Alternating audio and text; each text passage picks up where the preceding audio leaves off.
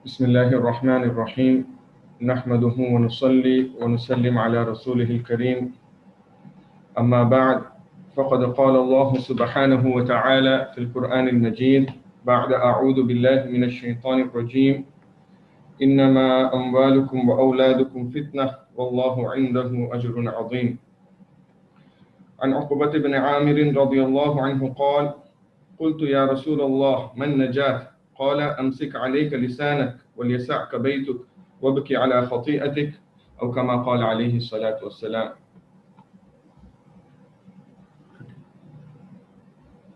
Respected elders and dear brothers, mothers and sisters in Islam, Alhamdulillah,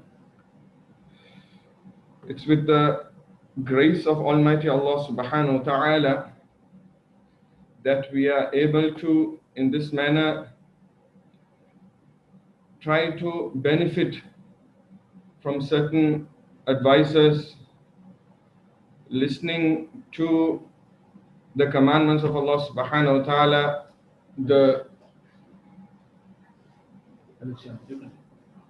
listening to the commandments of Allah subhanahu wa ta'ala, and also the lifestyle of our beloved Prophet Muhammad Mustafa sallallahu alayhi wasallam. Yes, before I continue, I would like to say that this program is dedicated to parents, and we would advise parents to be part of this program. Yes, as far as kids are concerned, children are concerned, this program, is not desired for them. So we wouldn't advise kids to be listening to this program because sometimes it can have an adverse effect. That is, generally, even in those who are in business, they would understand that those who owe money will always bring out a hadith about giving time to people who owe money. And those who are basically the creditors, they would bring out a hadith about paying debts on time.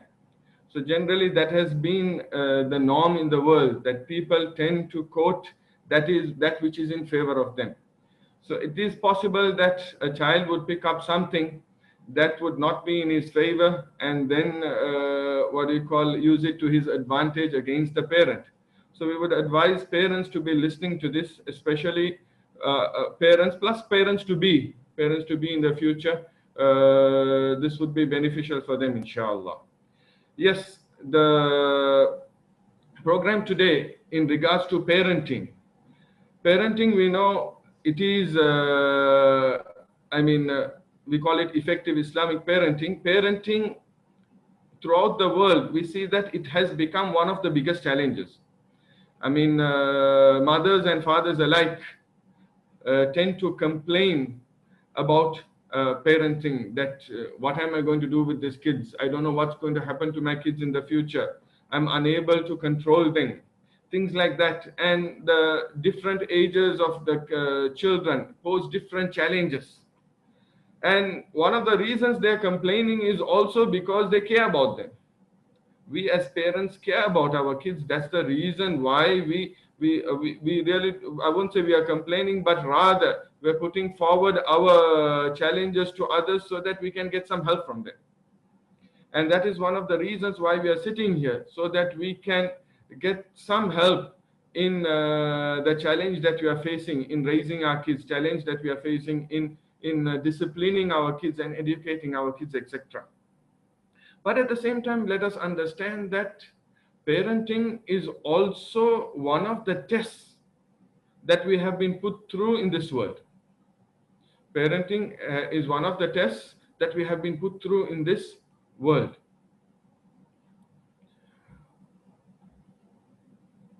And Allah subhanahu wa ta'ala says in the Holy Quran that we have been sent to this world as a test.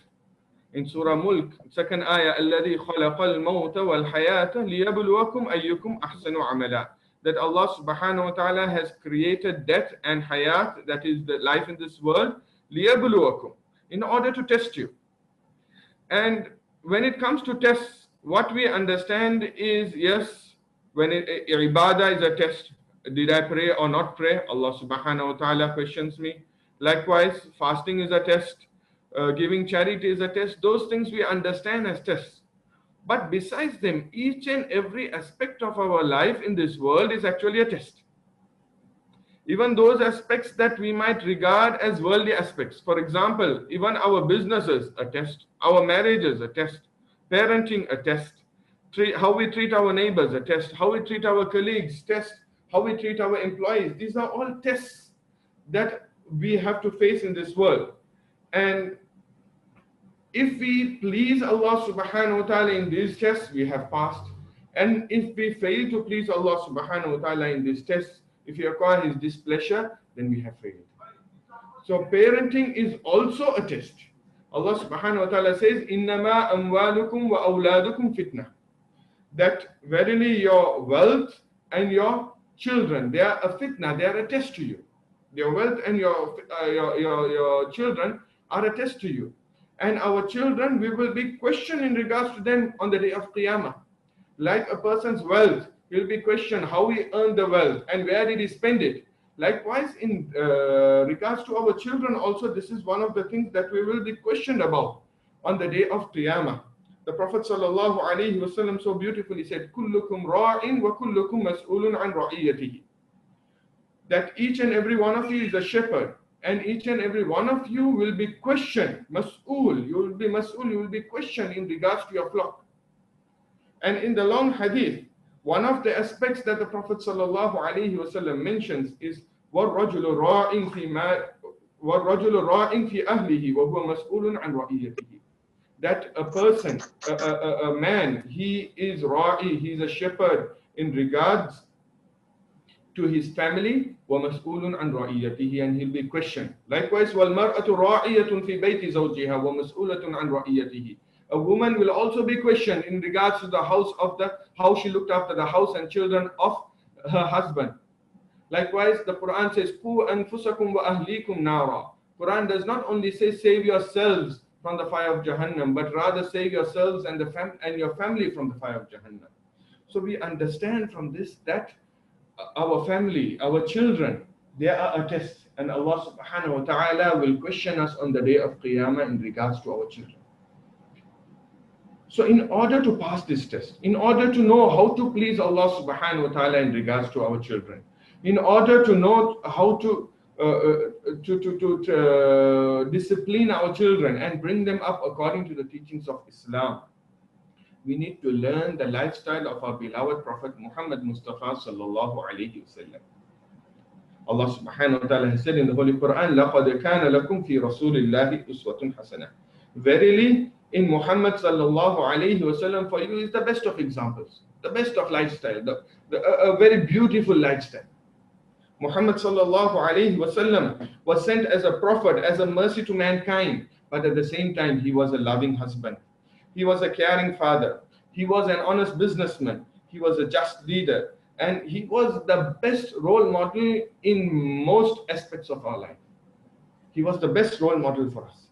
So in today's program, inshallah, we will look into, inshallah, the teachings of our beloved Prophet sallallahu alaihi wasallam and his lifestyle in regards to parenting, how he has guided us in regards to parenting, and we will try to take the guidance from him, inshallah.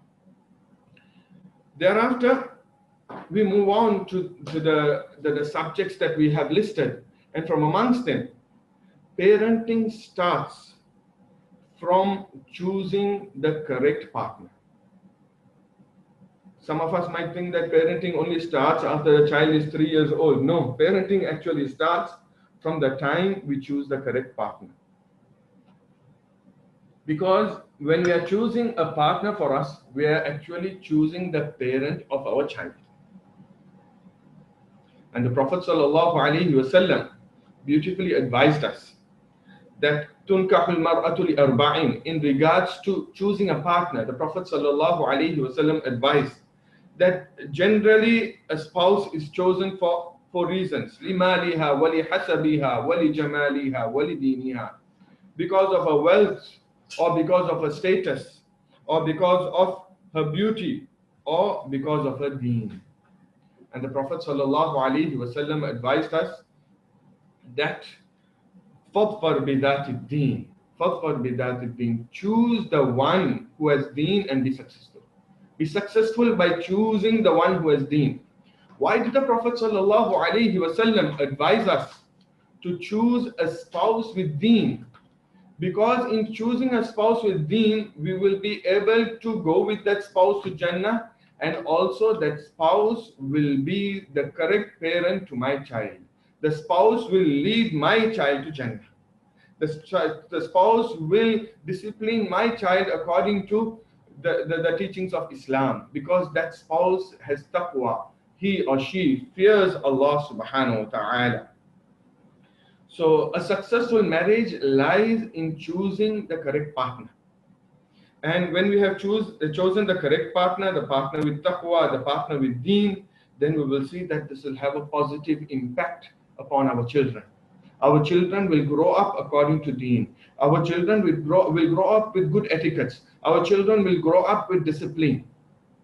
But we have seen that many a failed marriage, many an unstable relationship becomes the cause of the child also going astray. Many a person, when he's into certain bad habits, or when he goes through a lot of depression, or when he's unstable in life, when we talk to him, counsel him, and we try to find out what's wrong with him, many a times the what you call the answer is that his parents have gone through a very rough marriage, or his parents separated whilst he was very small. So, or his parents were not very pious people, they had bad habits, etc. So safeguarding the future of our children, it's imperative that we choose the correct partner. Yes, it is not my topic. It is not my topic today to talk about choosing the correct partner. But since parenting starts from there, parenting begins with a healthy marriage. Even to the extent that the Prophet ﷺ, when exhorting us, he has exhorted us to be concerned about our offspring even when consummating the marriage. There's a dua given to us when consummating the marriage. Allahumma jannibna shaitan wa jannibi shaitan ma razaqtana. Oh Allah, protect us from shaitan, and what you bestow us, protect that from shaitan. And the Prophet ﷺ says that if the child is born out of that consummation, then shaitan will not harm him. So the Prophet ﷺ teaches us that even before the child is born, a parent's concern, a parent's fikr should be the correct upbringing of that child. The parent's fikr should be, how can I discipline the child? How can I safeguard the child from shaitan? How can this child be an obedient slave of Allah subhanahu wa ta'ala? So the notion that some parents have to wait till the child is born or child reaches certain age where they start disciplining the child, it doesn't work like that. It has to begin from the time we choose the partner, or from the time we choose the parent of our child. Moving on, another concern, a fikr that a parent should have is providing pure sustenance, providing halal to the family, Because if the child is a child consumes a morsel of impermissible food, a morsel of haram food, then the child is deprived of the obedience of Allah subhanahu wa ta'ala. The Prophet sallallahu alaihi wasallam, in a very long hadith, wherein he mentioned, Inna Allah tayyibun la yaqbalu illa tayyiba. Allah subhanahu wa ta'ala is pure, and Allah subhanahu wa ta'ala does not accept that except that which is pure. Allah subhanahu wa ta'ala does not accept except that which is pure. In that hadith, ذكر الرجل, the Prophet sallallahu alaihi wasallam talks about a person, أشعث أغبر. He is disheveled, he is covered with dust. That is, the person has come back from a very long journey. And he is in a state that if he has to lift his hands, Allah will accept his dua.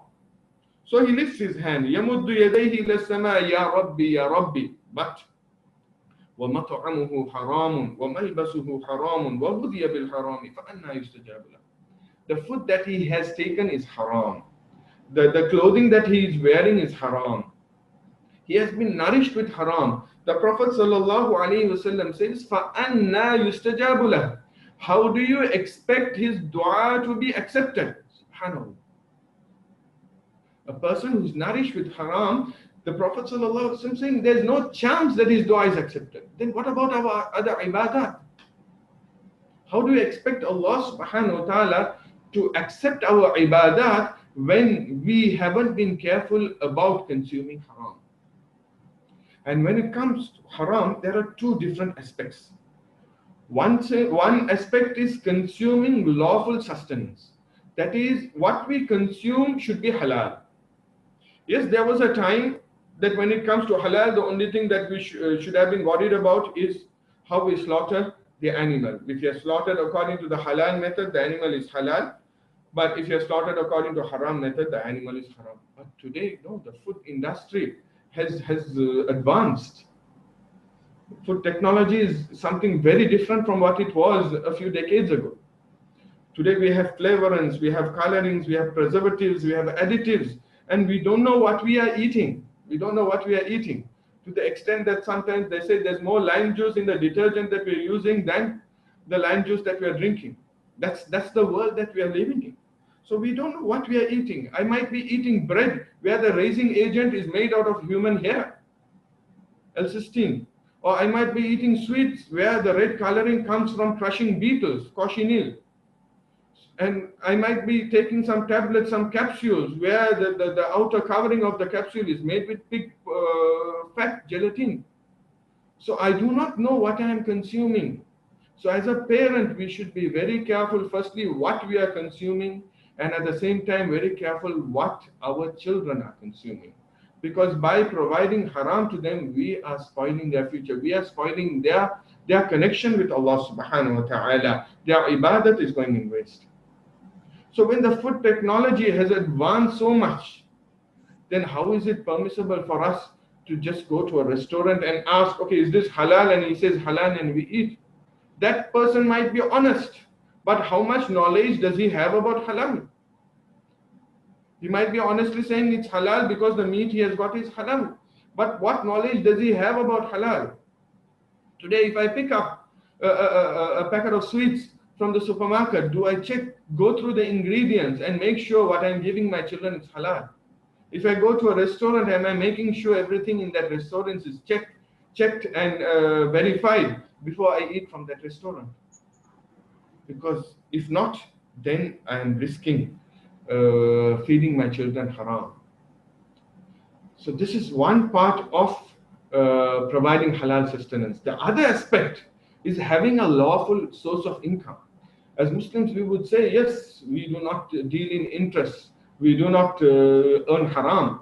But sometimes certain deals without our knowledge, because we do not have the knowledge of those dealings, we might be involved in interest without knowing.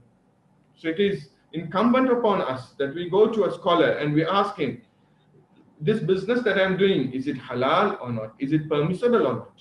Is it permissible or impermissible? Likewise, sometimes when dealing, we have cheated a person, or we owe someone some money and we keep on delaying in spite of having the ability to pay. When I say having the ability to pay, we have enough to feed our children and a roof over our head. Whatever is extra is extra. So we have the ability to pay, but we are not paying, we are delaying. Do you think that person will be making dua for us? And that person is cursing us. Do you think that we can succeed in life with that? So, respected elders and brothers, mothers and sisters in Islam, Islam does instruct us to earn a lawful living, a lawful earning.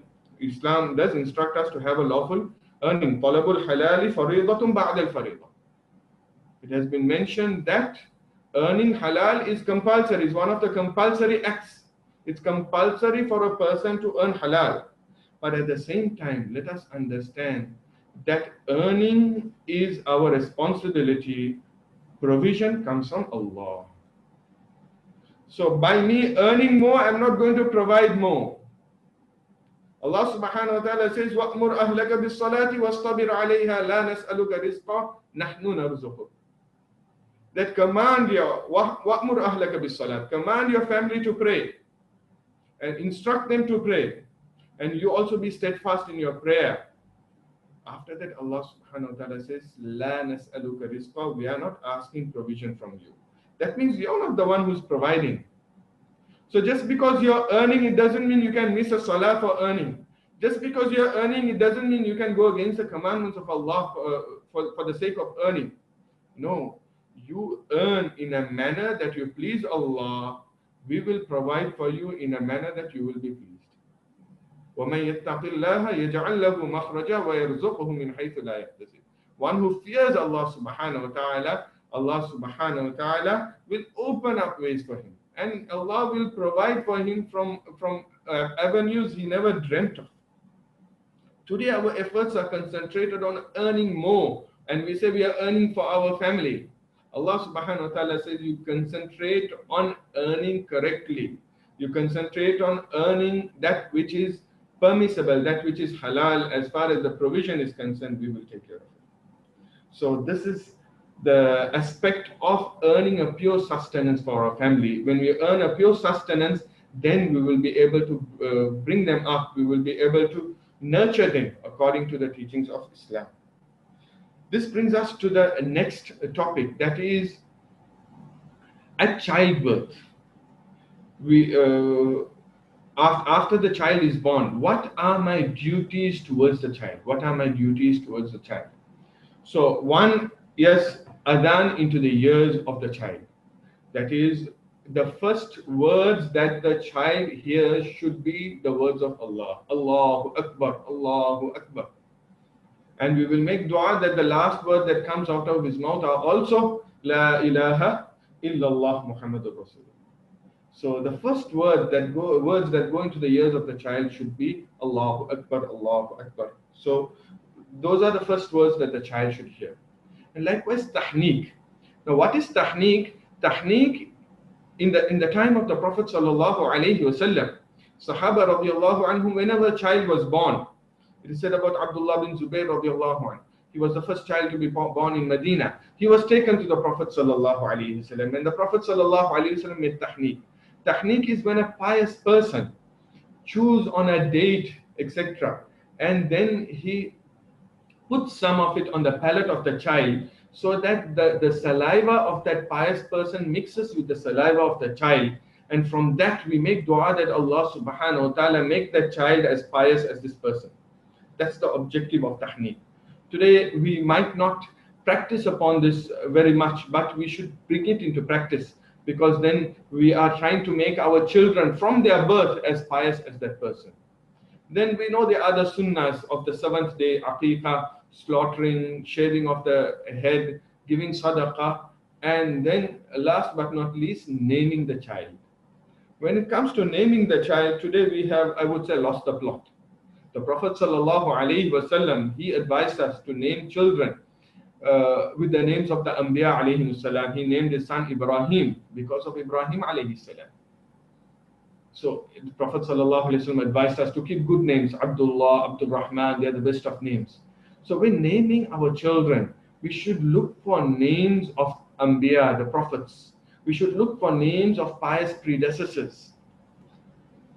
We should look for names of pious people and names with good meanings. Because the Prophet ﷺ says, when you call a person by the name, the meaning affects him. So a name with a good meaning would bring a change in that person. A name with a bad meaning can have a bad effect on our child. But sadly today, all we care for is a very unique name. Regardless of how we pronounce it and regardless of what meaning the name carries, we don't care as long as the name is unique. We should change this attitude and rather have names of the Sahaba radiallahu anhum, Anbiya alayhim salam, so that our children also grow up to be like them. And sometimes we go one step further. That is, some people try to keep names of famous people who aren't very pious and who are actually transgressors. The Prophet ﷺ said, Al-mar'u ma'a man ahabba. That on the day of Qiyamah, a person will be with those people whom he loves. So by keeping names of such transgressors, what are we expecting from our children? Do we want our children also to be transgressors like them? Just because that person is famous, it doesn't mean by keeping his name we have achieved something with our children. So when keeping a name, we should be very careful that the name has a good meaning, and we should try to keep the names of our pious predecessors. So this brings us to the last 3 points in our talk. That is, we said bonding with the children, giving them time, providing them a healthy environment at home, and being their role models, and then teaching them etiquettes and providing them Islamic knowledge. Inshallah, we will look into each and every one of these 3 aspects, but we will look into them according to the age of the child. We have separated the age of the child into 3 categories, and we will look into these 3 aspects according to those 3 categories. But before doing that, there's a hadith that I would like to discuss here, which I would say is the core of parenting. If we can make amal upon this hadith, bring this hadith into practice, we have tackled most of the problems, most of the challenges of parenting. That is, Uqbat ibn Amir radiallahu anhu says that I asked, Ya Rasulullah, man najat? What is success? That means, what is the recipe for success? How can I succeed in this world and the hereafter? And the Prophet sallallahu alaihi wasallam mentioned 3 aspects. Amsik alayka lisanak. Be careful as to how you use your tongue. Control your tongue. Control your tongue. Wal yasa'ka baytuk. Wal yasa'ka baytuk. If you take the literal translation of that, it would mean that your house should become sufficient for you. Your house should be enough for you. In other words, spend time at home. Subhanallah. This is what the Prophet ﷺ said more than 1,400 years ago. Spend time at home. And wabaki ala khati'atik, cry over your sins. So control your tongue, spend time at home, and cry over your sins. What I want to emphasize on is the second point here, spend time at home. One of the key ingredients for bringing up children in the correct manner is that we give them time. We spend time with them. If we are not ready to do that, if we are not ready to sacrifice, change our lifestyle and give them that time, if we are not ready to reduce time or take out time from our devices, take out time from the time we give to social media, etc., and give that time to children, then with all the advices that we can get in this world, we cannot succeed. Because the main ingredient or main thing that the child requires is the time that we give that child. And children yearn for this time. Children yearn for this time. Just for us to understand, this is a true incident that happened in Pakistan. A true incident. That a child in an exam was asked, what would you like to become when you grow up? And the child answered, I would like to become a mobile phone. So when the parents found out, they were astonished and they asked the child why. The child says, no, I see the whole day my parents are with the phone. The time they give that phone, they do not give me. I wish I was a phone so that my parents give me time. So respected elders, mothers and sisters in Islam, the children require our time. And whatever I'm going to discuss further in that, one of the main requirements is that we must give quality time to children. Like we take out time for our businesses, we take out time for the chores in the house, we take out time for other things. We have to take out time. It's not like, okay, if I have time, I'll give them. No, we have to take out time for them. We have to take out time for them. So that, because as I said, this is a test, they are our responsibility. We will be questioned in regards to them. So let us take out time for them. Thereafter, we move on. The first stage of a child's life is what we call infancy and early childhood. Infancy and early childhood. Yes, this is the time that obviously the parents have the children for the first time. So they would try to build a bond. And in the first year or two, yes, this bonding happens where the parents cuddle with the child, they tend to kiss the baby, and then even the third year he starts speaking. They're very fond of him and that. But it's the time after that. It's the time after that. That after the age of 3, what we call the early childhood age, where the children start, in our words, we would say nagging. We say the children are nagging us, they're troubling us, they're whining all the time. It's at that time that we still need to be close to them. That cuddling and hugging and kissing that was there when the children were small should continue even at this time. We should be more tolerant with our children at this time. Sadly, we see that it is after this age that certain parents and sometimes mothers, but in most cases fathers, they tend to distance themselves from the children because the children, in our words, they nag a lot. They nag a lot. They give me a headache. They give me a headache. I cannot have them in my room. That's the attitude of some of the parents. The Prophet sallallahu alaihi wasallam, he would play with his grandchildren who were of this age. Since his children were born before Nubuwah, most of his children were born before Nubuwah, we would talk about how he treated his grandchildren. He would play around with his grandchildren. He would carry them on his back. He would carry them on his back and he would ask the grandchildren, how is your ride? How is your conveyance? Subhanallah. This is the bond he had with children. He would lift them up. He would kiss them. Aisha radiallahu anha reports that once a Bedouin, an A'rabi, a Bedouin, came to the Prophet sallallahu alaihi wasallam and he asked him, he saw him kissing, he said, "You kiss children?" He said, "We do not kiss them." The Prophet sallallahu alaihi wasallam said, "I cannot put mercy into your heart if Allah has removed it from you." That is, it is from the mercy that Allah has put in my heart that I am kissing my children. So some parents find it strange to hug the children, to cuddle them, to kiss them when they are of certain age. Now the Prophet sallallahu alaihi wasallam, he was tolerant with them, to the extent that sometimes when he was praying, the children would climb on his back, his grandchildren, whether it be Hassan, Hussein radiallahu anhuma, Umama radiallahu anha, they would climb on his back and he would gently put them down and he would get up from prostration. And sometimes there had been times that in Salah he wasn't getting up from prostration and the Sahaba saw that his grandchild was sitting on his back. Sometimes he would be giving a sermon and he would see his grandchild. He would get down, pick up his grandchild, and whilst carrying the grandchild, he would continue his sermon. Subhanallah. This is how much love that the Prophet sallallahu alaihi wasallam showed to children. In this age, we need to be tolerant. We need to be tolerant. They need our love more than we show our anger to them. Yes, it's not easy. Yes, it's not easy. But they are in need of our love.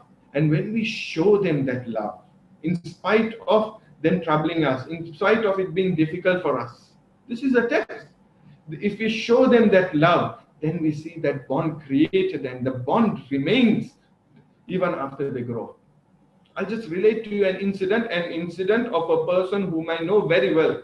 This is not third-party incident. I know this person very well. And from my small age, he's elder to me, I have been seeing this person that he's very obedient to his father and very respectful. And if his father says something, he would never go against it. So I was very astonished, I was very amazed how good a son he is to his father, even after marriage, even after having children. So I always wondered how that bond was. So once when I was with him, he related this story to me, that he said that when he was small, every time his father came back from work, he would bring a bag of sweets. And when I say sweets, I'm not talking about the toffees and chocolates available today. Maybe those small sweets that were available in those days. He used to bring a bag of sweets. So one day it was raining very hard. and he couldn't stop to buy those sweets. And he came home. And that person is telling me, my father saw me standing there and crying because I didn't bring the sweets. My father went back immediately. In that train, he went back to the shop, bought those sweets, and came and gave me. Then I understood. It was this father, the love the father showed for this child, the tolerance he had, because he understood this child of small age did not understand that it's raining and it's difficult to go get the sweets. The child wanted the sweets. So that love the father showed towards the child, even after the child was old, after he had children, he had grandchildren also, he still respects the father. He has that bond, and that respect is not out of fear but rather out of love. So we need to show love, give them time and show them love at this age, and we need to be very tolerant. In this age, which we call the early childhood, from, we'll say, the age of 3 to 6 or 7, this early childhood, we need to give them a lot of time and be very tolerant with them. Yes, this does not mean that if they ask for something impermissible, still we take it and give it. Yes, at times we should know to say no, or we should learn to say no. The Prophet ﷺ found his grandchildren picking up dates, which were dates of sadaqah, and putting them in their mouth. The Prophet ﷺ went to them, he put his finger inside and took the dates out, because that wasn't permissible for them. So when it comes to things that are impermissible, some parents, they justify this. They say, no, whatever the children ask, we must give them. So that which is not permissible also we give them. No. When it comes to impermissible things, there we must learn to say no. But generally, we should be tolerant with children in this age. That creates the bond and the love which lasts even after they have grown up. And this age, which we call early childhood, is also an age where they learn very quickly. The development of the brain is fastest in this age. And if you observe, they pick up many languages very quickly at this age, because the brain works so fast. And whatever they pick up in this age, this is what is important. Whatever they pick up very quickly, but it stays with them forever. It is like engraved in stone. An-naqshu fil hajar. It is like something that is engraved in stone. So this is the age that we can instill good etiquettes in them. We can instill good manners in them. That's why the Quran also talks about this age and says that instill in them. لِيَسْتَأْذِنْكُمُ الَّذِينَ مَلَكَتْ أَيْمَانُكُمْ وَالَّذِينَ لَمْ يَبْلُغُوا الْحُلُمَ مِنْكُمْ ثَلَاثَ مَرَّاتٍ من قبل صلاة الفجر وحين تضعون ثيابكم من الظهيرة ومن بعد صلاة العشاء. Instill in them good manners, discipline, that when they enter your room at certain times, that is early in the morning or during midday siesta sleep or late at night, they should knock, they should take permission before they enter your room. Instill this discipline in them. So we need to instill good etiquettes in them, good manners in them, the correct the knowledge in them at this age. But the problem in this age is they learn more by observing than being instructed. In this age, they hate to be instructed. You tell them something, they'll do the exact opposite of that. But if they see you do something, they observe you do something, they will do the same. They will do the same. They will pick up very quickly by observing this. But so this reminds me, those who have read Tom Sawyer. Tom Sawyer, this is a book that we read in literature. Now, I'll just keep it quick, that Tom Sawyer was made to paint the fence by his aunt. And it was a difficult job. But when his friends came, he made it look like it was a very interesting job. It was, in our words, a very cool job. And he carried on painting as if he's enjoying it. And the friends now wanted to paint. He said no, he wouldn't allow them to paint. And only after the friends gave him something in return did he allow them to paint. So there, what the author highlights is law of human nature. Generally, human nature is like that.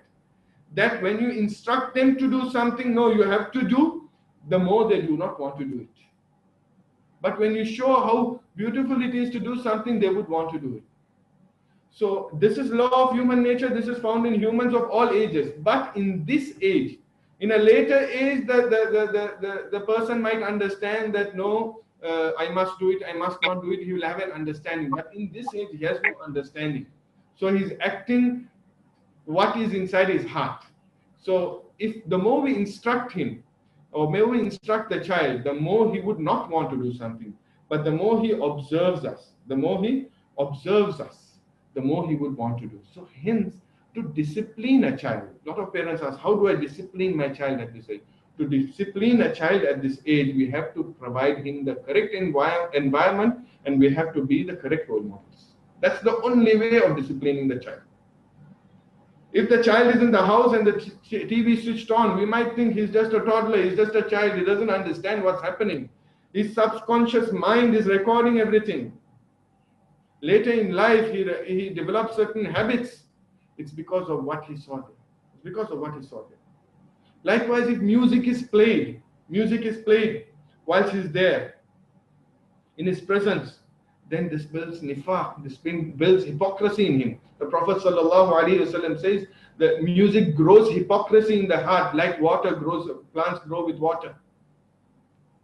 So we have to save him from an incorrect environment, from an environment where he would observe and pick up the wrong things. On the other hand, try spreading a musalla and reading 2 rakats in front of him. He will ask you for a musalla and he will try to read salah like you are reading. Try reciting Quran excessively in his presence. He will quickly memorize. He will commit what you are reading to memory even without reciting it. SubhanAllah, we have seen children where Quran is read excessively in their presence. They might not understand, they might not know what's happening, but they pick that up very quickly and they commit that to memory. So what I'm trying to emphasize here is, in this age, child observes. More than teaching or instructing a child something, the child learns through observation. The child observes how we eat, how we sit, what we dress, how clean we are, how we treat our youngsters, how much we respect our elders. So whatever we wish to teach the child in this age, we just have to practice it and he will learn it. That's all. As simple as that. We just have to bring it into practice and he will learn it. Likewise, the child listens. In this age, he listens and he picks up words. If we wish for the child to then we need to speak in a language that is decent and good. Sometimes we wonder, where did he pick it from? Let us ask ourselves, when I was scolding that child, did I use those words? So be very careful with the language, especially where Tamil is spoken in the house, because Tamil has a derogative term. That is, one is saying ninga and the other is saying ni. And wada, koda, that language, a derogative term. If that is spoken in the house with the children, the child picks it up. And tomorrow he goes outside, he speaks the same language. Rather, we should speak a decent language. Even when speaking Tamil, speak Tamil in a decent manner, so the child picks up the correct words. And tomorrow he goes outside, he would speak the same language. So in order to discipline the child at this age, more than reprimanding, the child doesn't require our reprimanding and scolding. That is not going to change him in any way. It is only going to create hatred in his heart, that's all. Because he doesn't know why we're scolding him. He doesn't understand. So more than all that, disciplining him is by what he observes. For that, we need to make lifestyle changes. We need to sacrifice. As parents, we need to sacrifice. Only then we can instill good etiquettes, good character in that child. This is the infancy and early childhood age. Then we go to the middle childhood age. That is, we would say, from the age of 7 till the age of 12 or till the age of puberty. This is an age where we actually can start teaching the child. Instructing and teaching the child should start from this age. Even in a hadith, we find that the Prophet sallallahu alaihi wasallam said, "Muru awladakum bis salati wa hum abna'u sab'in." That instruct them to pray when they are 7. That means before 7, we do not even instruct. Yes, they look at us, they watch us, they pray with us. Fine, they're observing us and praying. Even instructing them to pray comes at the age of 7. Comes at the age of 7, because this is the age that the child starts understanding what is right, what is wrong. Before that age, he doesn't understand. It's the age for him to play around. Sadly, today the school systems have become such that in reality we should be sending our children to school at the age of 6 or 7, but school systems have become such that we are forced to send them at the tender age of 3. And some parents, I don't know what's wrong, whether they are unable to look after them in the house or what the problem is. At the age of 1.5, 2, 2.5, they're sending children to school. Allahu Akbar. This is the age he's supposed to be bonding with the parents, not with the kindergarten teacher. With no disrespect to the kindergarten teacher. Yes, she might teach him good etiquettes, but a parent is a parent. He needs to bond with the parent. We need to give, like I explained so long, we need to give them time at that age.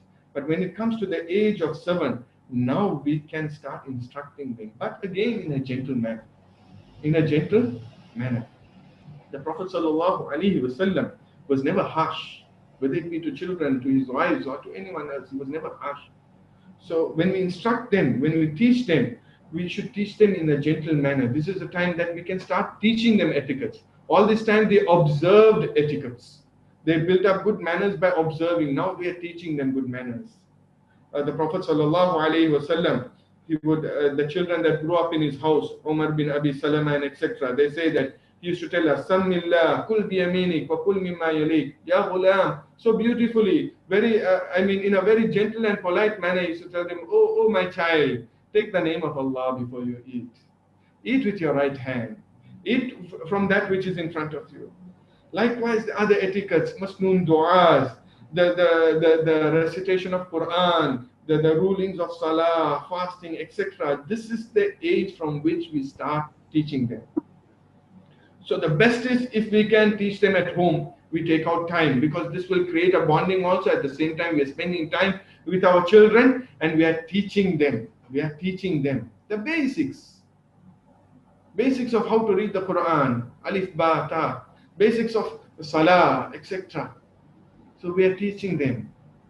And if we are unable to, then we should at least make arrangements for them to learn at this age. We should make arrangements for them to learn at this age, because these are foundation, fundamentals. Fundamentals, if they don't pick up at this age, later it becomes very difficult. Very difficult. So fundamentals have to be taught to them. And etiquettes, du'as at this age, because when they learn at this age, it remains with them. It becomes habitual. It becomes habitual. And it's also a very delicate age. It's also a very delicate age, because up till the age of 6, 7, the parents were their heroes. Come what may. Come what may. The parents were their heroes. Whatever happened, they will come back to the parent. They will come back to the parent. Now they're exposed to the outside world. They might find others more interesting than the parents. And this is tougher for the parents. The parents have to make a better effort in becoming their heroes. So the parents have a very tough job.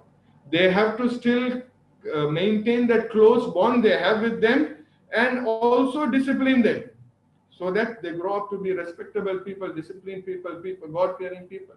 So they have to teach them etiquettes, they have to discipline them. That also has to happen. At the same time, that bonding, that love they showed all this time, that also has to continue. That also has to continue.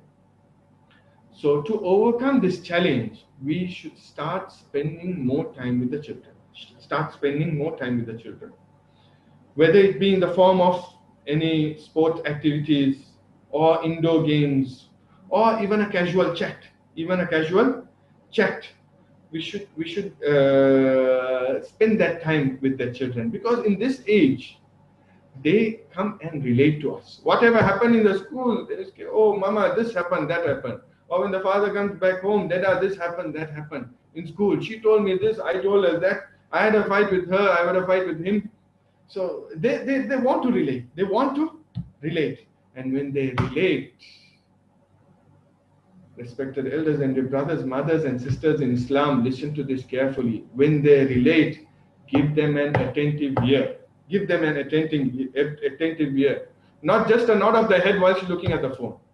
Be attentive, because the moment you stop giving them attention, they will find someone else to relate to. And after they grow up, you will want to know what's happening in their life, but they will never come and tell you. Why? When they told you, you did not listen. So dear parents, please, at this age, be attentive to what they say. Give an attentive ear. They might say something which is boring, something which is insignificant, but just think that I am doing this for the betterment of my child. I'm doing this for the betterment of my child. And then we need to become their heroes. We need to become their heroes. We need to be the ones that, time to time buying them a good gift, taking them out, joking around, playing with them. We need to be their heroes. We need to. Only when we are their heroes, they'll make us their role models. And the worst thing is, we expose them to other things where they make other heroes, whether it be in the form of TV, movies, etc. Because there, what the hero does is not something that is ideal. For example, it's a known fact that any movie you take, the one who's involved in an illicit relationship is actually the hero, and the one who goes against it is the villain. Now, this is the message the child is getting from that movie. If you're exposing the child to that, he's got that message at a very small age, and that stays with him. So don't allow him to make other people his heroes. His parents should be his heroes. And they're never too old to love them, kiss them, hug them. They're never too old for that. The Prophet ﷺ, even after Fatima radiallahu anha was older, whenever he left Medina, the last house he went to was the house of Fatima radiallahu anha. He would kiss her on her forehead, and Fatima radiallahu anha would do the same, and then he would leave. Likewise, when he returned, the first house he went to was the house of Fatima radiallahu anha. SubhanAllah. The love he showed towards his child. So at this age, that love that we were showing from that small tender age should continue in this middle childhood too. And this is the time where, if we haven't done so already, we should start holding gatherings of knowledge in the house. A time has to be stipulated where all the members of the family sit together and some Islamic knowledge is imparted, whether it be in the form of reading a book of hadith, reading the stories of the pious, the Sahaba, the Anbiya alayhim salam. Some Islamic literature has to be read, and the whole family, including the father, has to sit. Whole family, including the father, has to be in that gathering. This will create that bond. And in that gathering, we have to have discussions of Iman. Dear parents, this is a time where in the outside world, we are being invited to things that would take our Iman away. Here, if there is no discussion of Iman in the house, how are we going to safeguard the Iman of that child? We have to talk about Allah in the house. We have to talk about the greatness of Allah subhanahu wa ta'ala in the house. We have to talk about the makhluk, the creations of Allah subhanahu wa ta'ala, how perfectly Allah has created them. This has to be discussed in the house. The attributes of Allah subhanahu wa ta'ala. And likewise, we have to entertain questions also in those gatherings. Our children should be able to ask us about Islam. Certain doubts they have about Islam. If we are able to answer, we answer. If we are not, then we make that effort to go ask a scholar and provide the correct answer to them in the next gathering.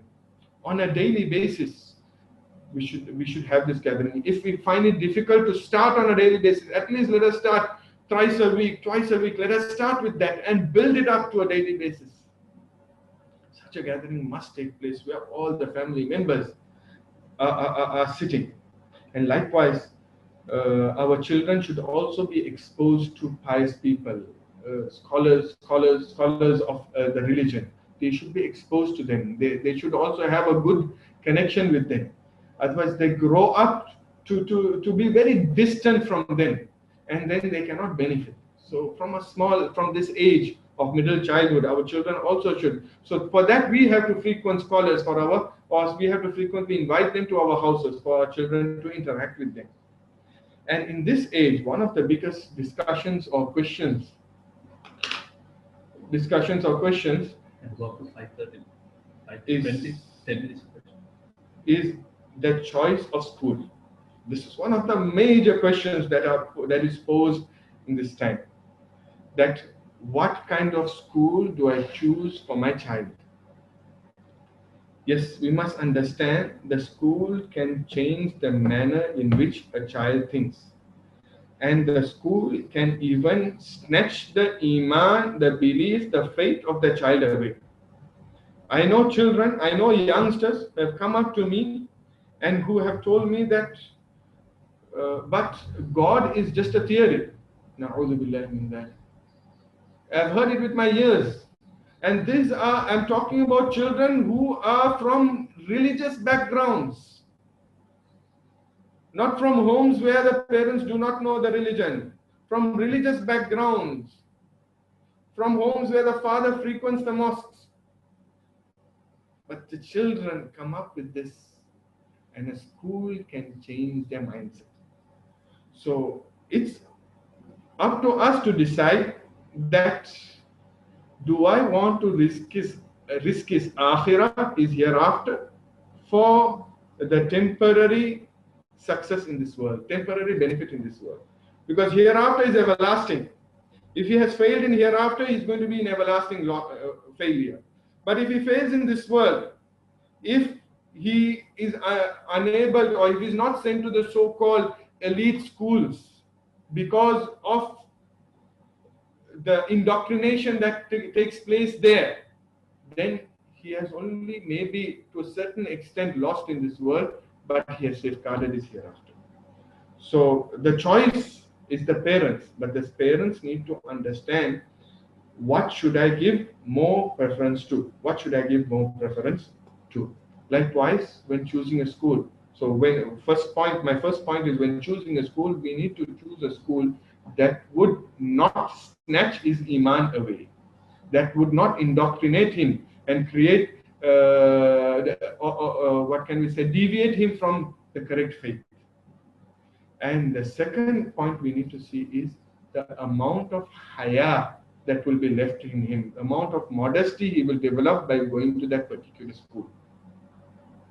If that school encourages dancing with the opposite sex, then I don't know what amount of modesty will be left in that person when he comes out of school. Nabi sallallahu alayhi wa sallam said, إِذَا فَاتَكَ الْحَيَاءُ فَفْعَلْ مَا شِئْتَ. When haya is gone, you can do whatever you want. When that modesty, in that small age, when that modesty was snatched from him, then he can grow up and do whatever he wants. He won't care. He won't care what happens to him, because that haya is gone. So these two aspects we need to look into when choosing the school for our children. Sometimes we might choose a school where the level of education might not be as high as the other schools, but the discipline is good. And we know that the haya, modesty, will be maintained in that school. And sometimes it has to be a same-sex school. And he will not be indoctrinated in that school. Then we'd rather choose that school than choosing another school which hasn't got these things and which would indoctrinate him and snatch his iman away. So yes, a very difficult subject to discuss, but these two things, if we keep as criteria, one is safeguarding his iman and safeguarding his modesty, I think we will reach a good decision. And some parents complain that, no, we can't find schools like this. So I tell those parents, what are you doing all these years? Teachers, we are ready to open. Why, we as a community, why can't we open up a school that gives all these things, that provides for all these things? Why haven't we done that so long?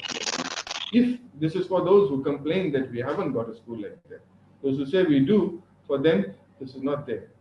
And another question that is asked, because this is the time 7 to 12, the middle childhood is the time that a child can be disciplined.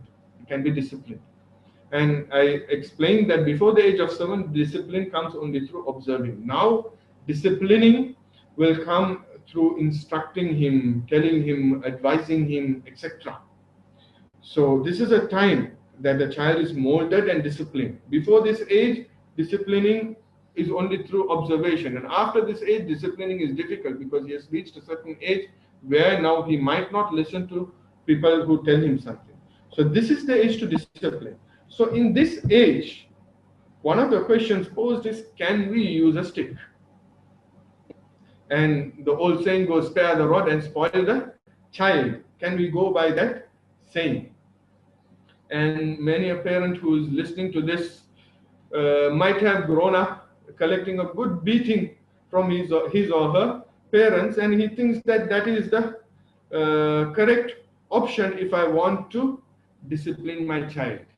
But before answering the question, I would pose a question to you all, is that, okay, I grew up with a beating. I had a good beating when I was growing up. What impact did it create in my life? Did it create a positive impact or a negative impact? At that time, how was my feelings towards my parents? What was in my head when my father or my mother was hitting me? Do I want my child to go through the same thing? And number two, Islam prohibits us from giving vent to our anger. So whatever form of disciplinary measure, we cannot use that when we are angry. We cannot reprimand, leave out hitting, we can't even reprimand our children when we are angry because it will have wrong repercussions. An ustad of mine, a teacher of mine, whilst I was studying, I was in this Islamic institute, whilst I was studying in South Africa. The teachers, their quarters was within the madrasa premises, within the institute premises. So whilst I was studying, we saw the children of all our teachers, small children. So there was this particular teacher whose children were the most disciplined compared to all the others. So we used to always wonder why his children were disciplined. So once we confronted him and asked, he said that I do not take any disciplinary measures when I am angry.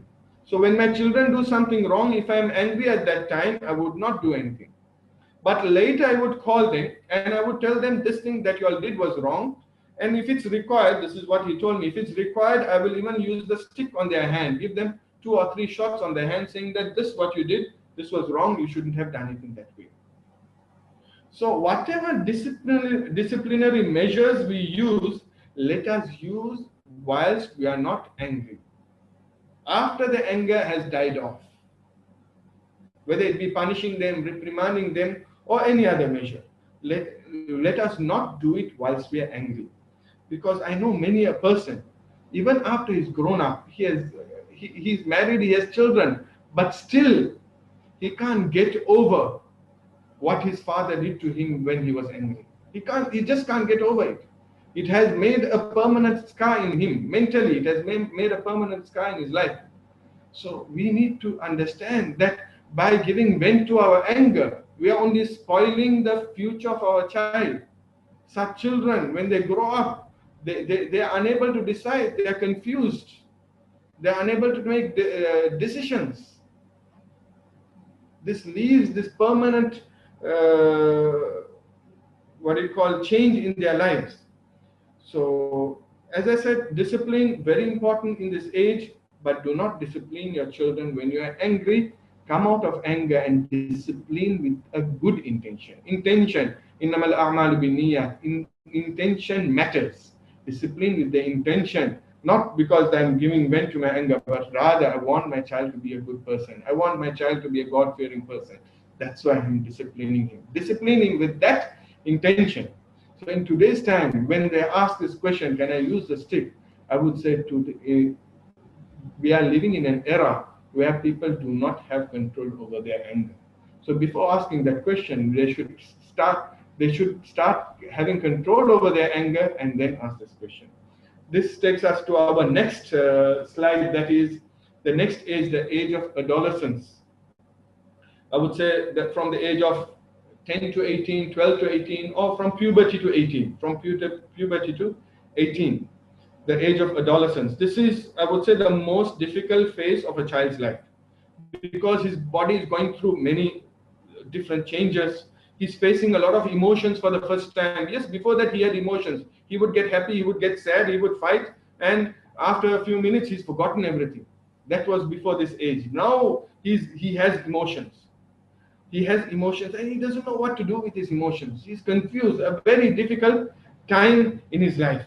And this is the time of life where he has to make some very important decisions, and he has to make some important choices also. And this is also the time where now his book of deeds is open. All this time nothing was written in his book of deeds because he wasn't mukallaf. He wasn't he wouldn't be questioned for what he did. Now from this time, from the time he's reached puberty, he's become baligh, now he will be accounted for whatever he does. If he doesn't pray, he will be accounted for. If he does a sin, that will be written in his account. He has to make tawbah. So a big change in his life at this time.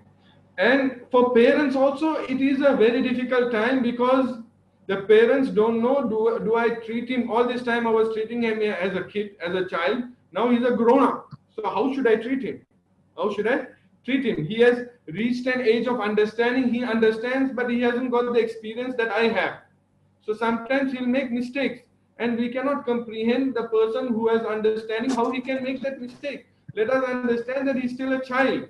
He's still a child. He hasn't gained the experience that we have. So he understands, but let us not get angry over the mistakes he does, because he hasn't gained the experience that he has. So very difficult age for the child, very difficult age for the parents. But the parents have to be most supportive towards their children in this age.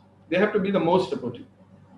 If, like we explained, the bond has already been created from infancy to early childhood to middle childhood, the bond was there, the love was there, the time, quality time was spent with, then when they come to this age, it's all about being there for them.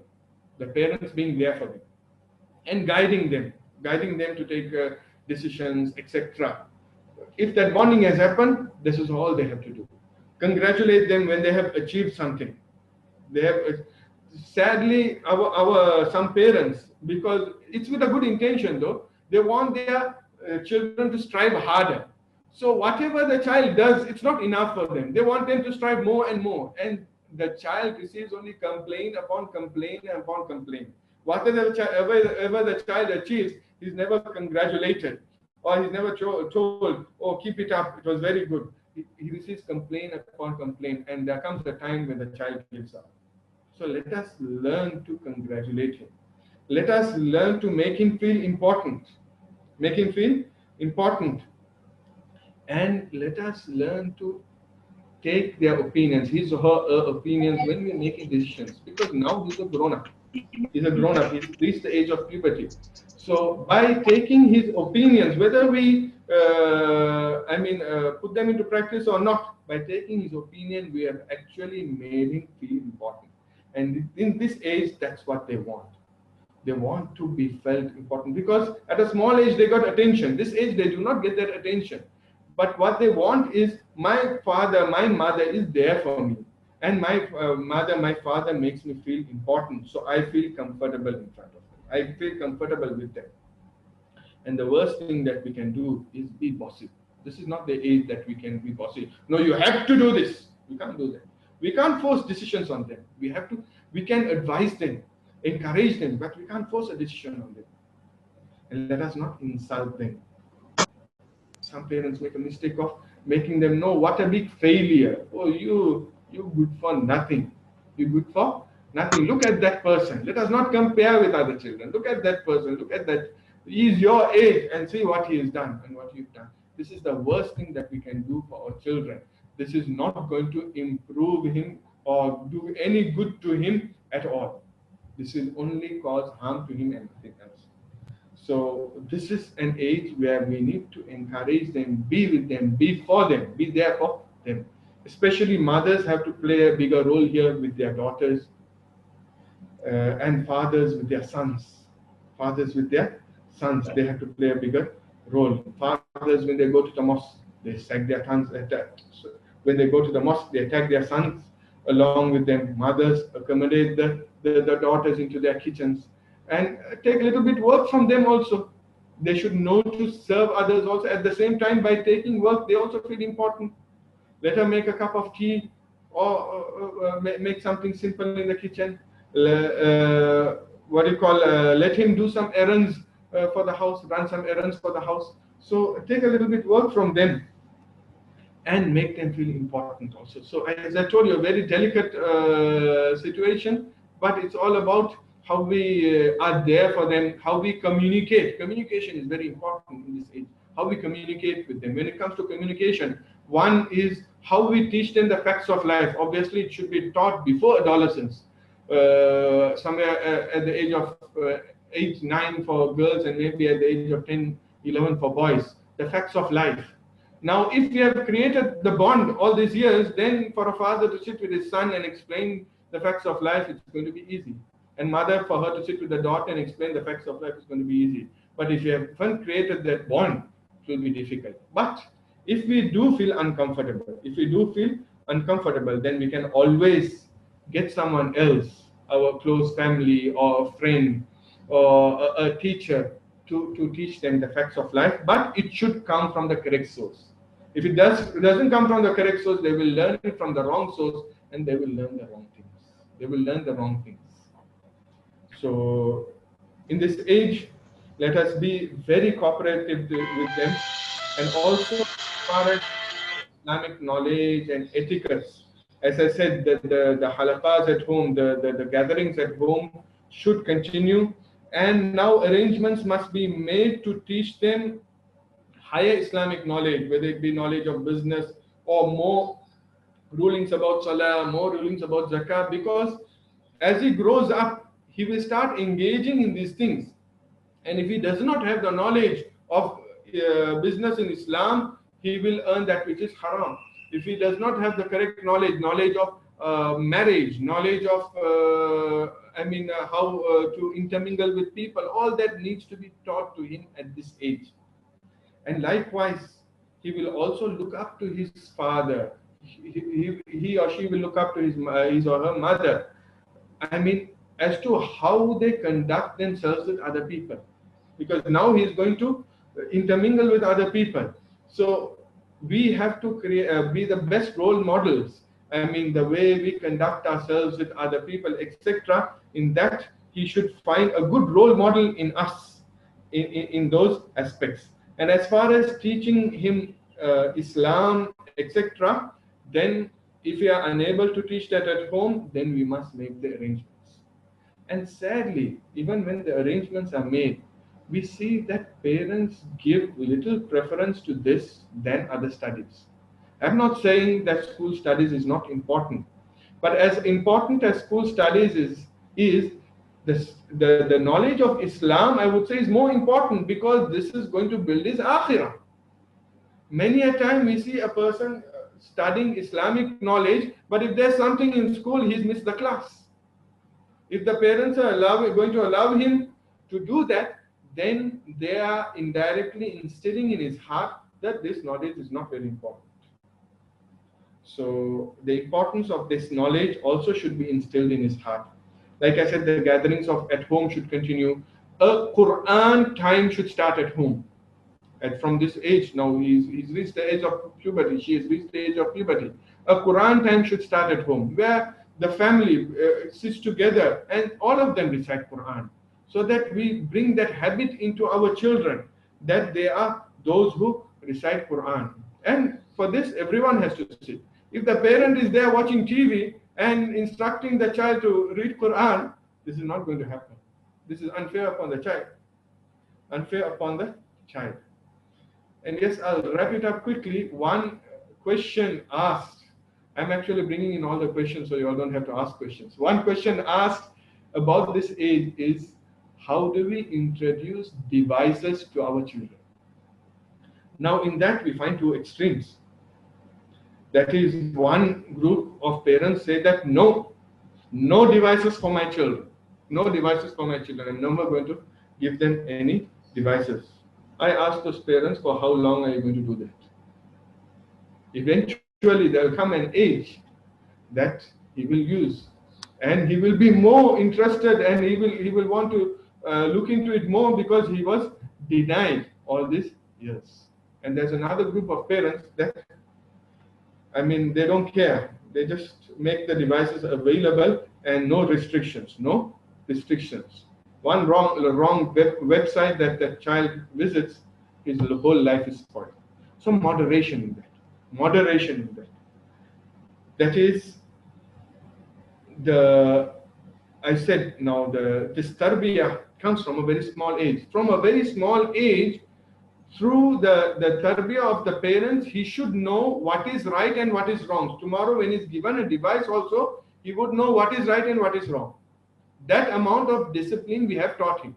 So that has to come first before giving him a device. And secondly, after giving him a device, we could monitor the usage. For example, if you want to provide a computer, let it be in that part of the house where everyone frequents, not in a secluded room. If you're giving him a phone, we could restrict the amount of time he uses the phone, or restrict the amount of internet he uses on the phone, etc. So when it comes to devices, that is the advice we can give. But one advice that I would give is, many a times it happens that it's not at that age that the child asks for the device. Actually, due to the practice of the parents, the child is addicted to the device. And this happens when the child is of small age and the parents are busy with something else and the child is bothering them. Okay, take the phone. Take the phone. And child is happy. He's on the phone, he spends hours on the phone, and the parents are also happy the child is not bothering them. No, do not use the device for that. Because why? You're getting the child addicted to the device. And this is the time, like I told you, he picks up things very easily. So let him pick up good things at this time and not the wrong things. So to put it in a nutshell, disciplining a child, bringing up a child, parenting is all about the lifestyle changes that I am ready to make. It's all about the amount of time I am ready to give to my children. And it's less about how I discipline them or how I hit them or how I advise them. No, that is also there. But it's more about the lifestyle changes I make in myself and what role model I have become for them. And yes, some concluding notes. So I'll just go through the points. I won't elaborate on them since the time is up. We need to prepare them as good husbands and wives. So train the children to be good husbands and wives. So for that, we need to be the better husband and wife in the house. I mean, the amount of